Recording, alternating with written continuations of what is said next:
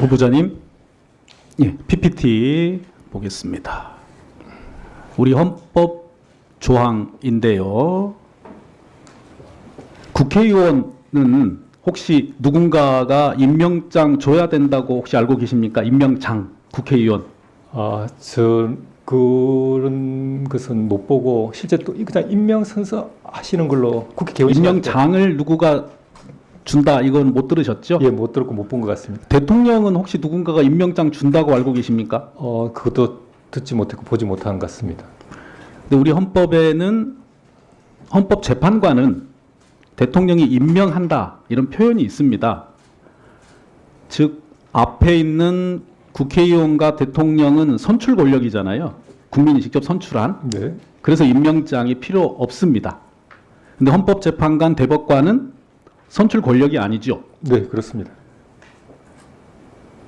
그래서 간접적으로 선출 권력이 관여를 해서 선출을 하면 형식적인 임명장은 누군가가 이름을 쓰고 도장을 찍어서 수여해야 되기 때문에 형식적으로 임명장을 주는 절차에 불과하다. 저는 이렇게 생각합니다.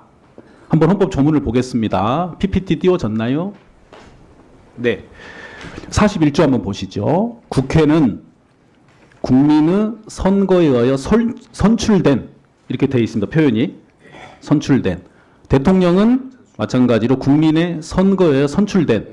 한마디로 선출로 자격을 취득하는 겁니다. 그런데 헌법재판관은 표현이 대통령이 임명한다 이렇게 표현이 있는데요. 그 중에 3인은 국회에서 선출하는 자를 이렇게 되어 있습니다. 이 선출이라는 의미를 우리 헌법에서 허투루 쓰나요? 그렇지는 않겠죠. 네, 그렇습니다. 네, 저는 이 부분을 국회 자체가 선출된 권력입니다. 그래서 이 선출된 권력이 국회에서 본회의에서 의견을 통해서 후보자를 선출하면 사실상 이미 자격을 취득하였는데 형식적으로 임명장은 누군가 수여해야 되니까 근데 그거를 대통령이 수여해라 이렇게 표현했다고 생각합니다. 그렇다면 대통령이든 권한대행이든 국회에서 선출하는 헌법재판관에게 임명장을 수여하지 않는 것은 오히려 헌법 위반이고 헌법기관을 구성하는 본인의 책무를 이행하지 않는 것이다. 이렇게 평가합니다. 혹시 제 의견에 대해서 후보자님 하실 말씀 있으면 좀 부탁드립니다. 네, 위원님 말씀은 그 헌법 조항이나 아니면 법리적으로 충분히 수긍 가는 말씀을 했고 저도 깊이 새겨 들을 부분이 있고 많은 좋은 말씀을 들은 것 같습니다. 예, 우리 대법관 후보자께서 오늘 명쾌한 말씀 많이 해주시지만 우리 한덕수 권한대행도 이 내용을 보고 있을 거라고 기대합니다. 다음 PPT 보겠습니다. 지금 이제 탄핵 재판, 헌법재판도 진행 중이지 않습니까? 재판을 지연하고자 하는 당사자 그동안 많이 보셨지요? 재판 도중에 그런 느낌을 받은 경우는 있습니다. 그 재판 지연을 하겠다는 당사자는 재판장이 적절하게 권한을 행사해서 신속하게 재판을 진행하도록 지휘해야 되는 거 맞지요? 예, 옳으신 말씀입니다. 네, 민사소송법을 한번 보겠습니다. 다음 PPT 보죠. 민사소송법에는 이런 규정들이 있습니다. 재판장의 지휘권, 그리고 성명 준비 명령, 적시 제출 주의, 제출 기간의 제한, 실기한 공격 방어 방법의 각하 관하여 후보자님께서 간단히 설명을 좀 해주시겠어요? 이런 조항의 내용, 그다음 취지가 무엇인지? 아마 말씀하시는 취지에 비춰봐서는 이 재판의 전체적인 진행은 법원, 특히 재판장의 책임하에 신속하게 진행돼야 되고 그를 위한 절차로서 뭐 사전적으로 성명 준비 명령을 하거나 그에 따라서 재판을 받는 피고인이든 당사자든 그에 성실히 응해서 그러한 내용들을 가지고 신속하게 재판을 진행하라. 그런 법의 규정이고 명령인 것 같습니다. 적시 제출 유예는 무슨 뜻입니까? 이 증거라든지 주장을 필요한 제때 내지 않고 다른 뜻으로 뭐 시기를 놓치거나 아니면 해태한다면 뒤늦게 제출해서 그 부분에 대한 주장을 하거나 증거 조사를 원할 때 신속한 재판 원칙상 그리고 집중적으로 재판이 진행돼야 하는 원칙상 받아들일 수 없다. 그래서 그 점을 명심하고 재판에 집중적으로 성실하게 임해서 재판에 응해야 된다. 그런 뜻으로 알고 있습니다. 실기한 공격 방어 방법의 각하. 이건 조금 표현이 어려운 것 같습니다만 어떻게 설명하실 수 있을까요?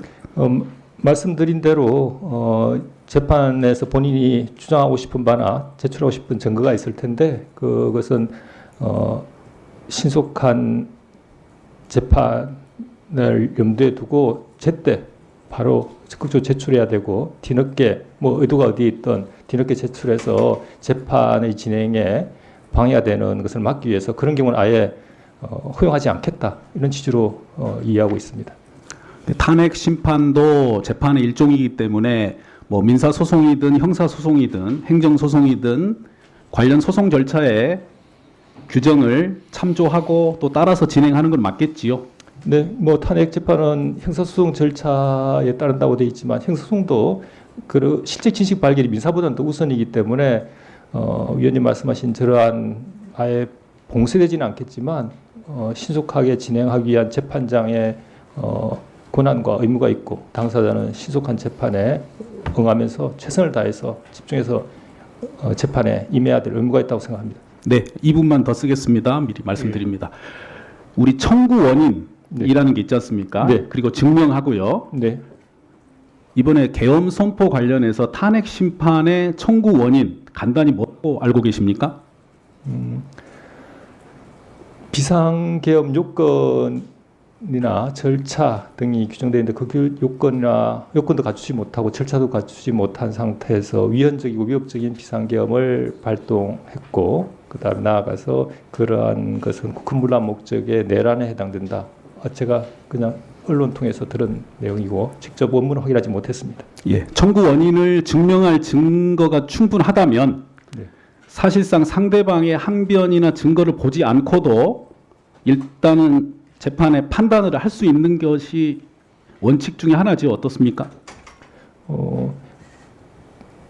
일반적으로 그렇습니다. 다만 이제 형사 절차에서는 말씀드린 실체 진실 발견 그다음에 피고인의 인권 권리 보장 등으로 해서 법원이 더더욱 직권적으로 조사하거나 살펴봐야 될 부분은 민사보다는 더 넓은 것으로 말씀드릴 수 있겠습니다. 그러니까 피고인에 대한 혐의가 뚜렷하고 그다음에 혐의를 증명할 증거가 명백하다면 피고인에게 당연히 방어의 기회를 부여하겠습니다만 피고인이 방어의 기회를 해태하거나 일부러 재판 지역을 목적으로 사용하지 않는다고 했을 때는 증명된 단계에서 바로 종결이 가능하지요. 원칙적으로 어떻습니까? 네, 조금 더 조심스럽게 직권을 더 살펴봐야 되겠지만 그 기본적인 방향은 위원님 말씀에 공감합니다. 네, 국회에서 의결하는 탄핵 소추안이나 국회에서 제출하는 증거 서류들이 뚜렷하고 명백하다는 말씀을 드리고요. 나중에 기회가 되시면 탄핵 소추안도 한번 읽어보시길 원합니다. 국회 홈페이지에 공개되어 있습니다. 그렇게 하겠습니다. 감사합니다. 예, 최계상 의원님 수고하셨습니다. 다음은 존경하는 천하람 위원님 질의해 주시기 바랍니다. 예, 감사합니다.